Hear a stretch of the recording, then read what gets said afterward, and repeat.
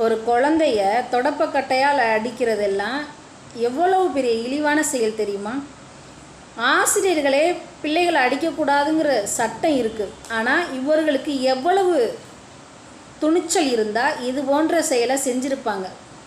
இவர்களுக்கு கடுமையான நடவடிக்கை எடுக்கணும். நீங்கள் சும்மா பணியிட மாற்றம் அப்படின்லாம் செய்யாதீங்க. இது போல் இனிமேல் குழந்தைகள் மீது கை வைக்கக்கூடாது. உணவுக்காக அப்பா வாச்சி நல்லா இருக்குப்பா, ஒரு முட்டைக்காக தொடப்பக்கட்டையில் பிள்ளைங்க அடி வாங்குகிற அளவுக்கு உங்களுடைய அரசு நிர்வாகம் நடக்குதுப்பா. பள்ளி கல்வித்துறை அமைச்சர் நல்ல பிள்ளைகளை பாதுகாப்பாக பார்த்துக்கிறாருப்பா. சத்துணவு திட்டத்தில் முட்டை இருக்குது, அது அந்த குழந்தைக்கு சேர வேண்டியது, அதை கேட்டு இருக்குது. அதுக்கெல்லாம் தொடப்பத்தால் அடிக்கிறது என்பதெல்லாம் என்ன மாதிரி இழிவான செயல் அப்பா? அவர்கள் வாங்குகிற சம்பளமாக இருக்கட்டும், ஆட்சி அதிகாரத்தில் இருக்கும் அனைவரும் வாங்கும் சம்பளம் அனைத்தும் மக்களோட வரிப்பணம். குழந்தைக்கு கொடுக்குற முட்டை முதல்ல எங்களோட வரிப்பணத்தில் சம்பளம் வாங்கிக்கிட்டு எங்கள் குழந்தைங்களை அடிக்கிற துணிச்சல் அவங்களுக்கு எப்படி அப்பா வந்தது? யார் அந்த அதிகாரத்தை கொடுத்தது?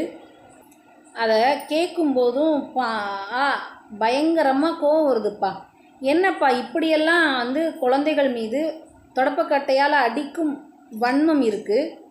இது போன்றவர்கள் பணியில் இருந்தால் அந்த குழந்தைகளுக்கு எப்படியப்பா பாதுகாப்பு இருக்கும்? நீங்களே பாருங்கப்பா, பள்ளி கல்வித்துறை எப்படி செயல்படுது என்று. அதிகாரிகள் எல்லாம் இது போன்ற செயலை செய்யும்போது அவர்களுக்கு மீது கடுமையான நடவடிக்கை எடுப்பீர்களா அப்பா? உங்களுக்கும் குழந்தைகள் இருக்குதா இல்லையா? சத்துணவு அமைப்பாளர்களே, உங்கள் வீட்டிலும் பிள்ளைகள் இருக்குது. நீங்கள் வாங்கும் சம்பளம் மக்களின் வரிப்பணம்.